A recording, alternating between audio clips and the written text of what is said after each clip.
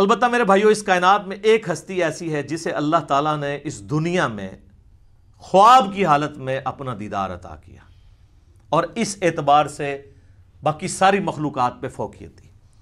اور وہ ہمارے محبوب سید الاولین والآخرین شفیع المذنبین رحمت للعالمین سیدنا و مولانا امام اعظم محمد رسول اللہ صلی اللہ علیہ وآلہ وسلم کی مبارک ذات ہے۔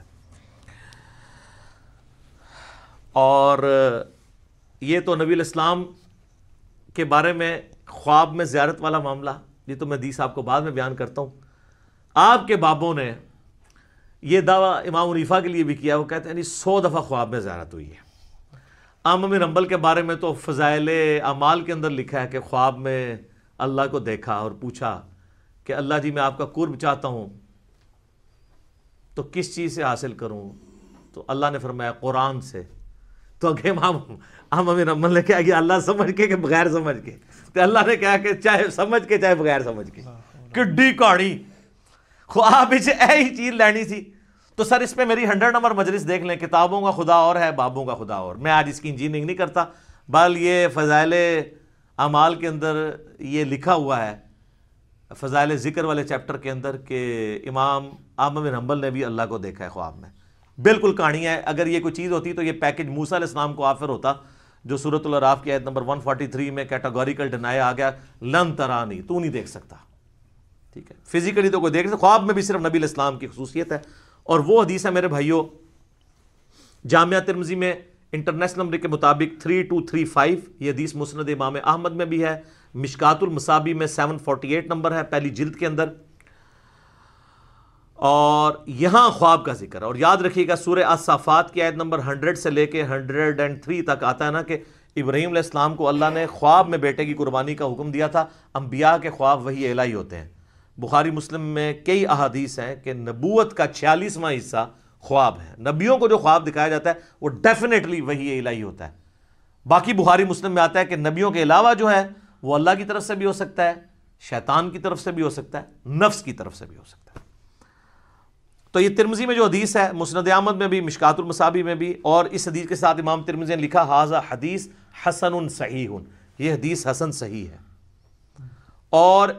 امام ترمذی نے ساتھ لکھا کہ میں نے اپنے استاد امام محمد بن اسماعیل بخاری، امام بخاری سے پوچھا تو انہوں نے بھی فرمایا کہ یہ حدیث صحیح ہے، اگرچہ بخاری میں نہیں ہے، لیکن اس حدیث کو امام بخاری نے بھی صحیح کہا ہے، امام ترمذی نے بھی صحیح کہا، شیخ البانی نے بھی صحیح کہا، شیخ شعیب ارنوت نے بھی صحیح کہا، شیخ زبیر لیزئی نے بھی صحیح کہا رحمہم اللہ اجمعین۔ بڑی لمبی حدیث ہے، میں اکثر بیان کرتا ہوں، جس میں نے وہ دعا بھی آپ کو بار بار کہی ہے کہ یاد کرو، اللہم انی اسألک فعل الخیرات و ترک المنکرات۔ اس میں الفاظ ہیں جو آج کی ضرورت ہے کہ میں نے خواب میں اپنے رب کو بڑی خوبصورت صورت میں دیکھا، اور پھر یہ بھی الفاظ ہیں کہ اللہ تعالیٰ نے میرے دونوں شانوں کے درمیان اپنا ہاتھ مبارک رکھا، اور میں اس کی تشبیہ بھی نہیں دوں گا کیونکہ لیس کمثلہ شیء، اللہ کی مثل کوئی شے نہیں، حتیٰ کہ میں نے اس کی انگلیوں کے پوروں کی ٹھنڈک اپنے قلب پہ محسوس کی جیسا کہ اس کی شان کے لائق ہے۔ باقی لمبی حدیث ہے، لیکن اس میں سے یہ پورشن میں نے بیان کرنا تھا کہ خواب میں نبی علیہ السلام کو زیارت ہوئی ہے۔ اب یہاں پہ یاد رکھیے گا ایک بہت میں آپ کو کرٹیکل پوائنٹ دینے لگا ہوں، اگر کوئی شخص اللہ ہی کو دیکھ لے تو اب کائنات میں کوئی غیب ایسا رہ گیا جو اس کے لیے اٹریکٹیو ہو؟ اس سے بڑی تو کوئی چیز نہیں ہے۔ تو پھر قیامت والے دن نبی علیہ السلام کے لیے اللہ نے کیا انعام رکھا ہوا ہے؟ آپ کو تو دنیا میں مل گیا سب کچھ، ہمیں تو کہا گیا نا سورۃ الملک کی آیت نمبر 12 میں ان الذین یخشون ربهم بالغیب لہم مغفرۃ و اجر کبیر، جو بن دیکھے اپنے رب سے ڈرتے ہیں ان کے لیے مغفرت اور بہت بڑا اجر ہے۔ اور آپ نے سن لیا کہ جنت میں اللہ کا دیدار، قیامت میں اللہ کا دیدار۔ تو نبی علیہ السلام نے اگر دنیا میں ہی اللہ کو دیکھ لیا تو نبی علیہ السلام کے لیے پھر کون سا انعام رہے گا؟ تو اس کے اندر امپلائڈ ہے کہ نبی علیہ السلام کے لیے انعام یہ ہے کہ دنیا میں دیکھا ہے خواب کی حالت میں، فزیکل ہی نہیں دیکھا، دل کی آنکھوں سے دیکھا ہے۔ فزیکل دیکھنا ابھی باقی ہے ان کا بھی، وہ حضور کے لیے ابھی بھی غیب کی چیز ہے، تو آپ علیہ السلام کے لیے بھی انعام باقی ہے۔ تو جو لوگ اس دنیا میں حضور کا فزیکل دیکھنا مانگتے ہیں یا شب معراج فزیکل دیکھنا مانگتے ہیں تو ان کے لیے علمی چیلنج ہے کہ پھر بتاؤ کہ نبی علیہ السلام کے لیے قیامت اور جنت میں اور کون سا انعام ہوگا اس سے بڑھ کے، اگر آپ اپنا سب سے بڑا انعام پہلے ہی اویل کر چکے ہیں۔ اور یہ پوائنٹ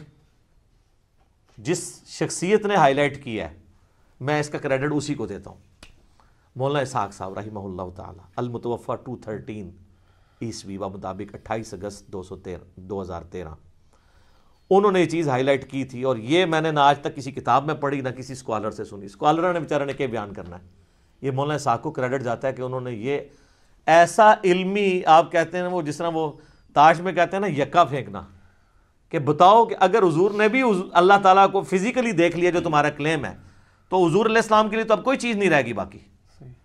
تو خواب میں ہی دیکھا، فزیکلی نہیں دیکھا۔ شب معراج بھی دیکھا تو پردے میں دیکھا، فزیکلی نہیں دیکھا۔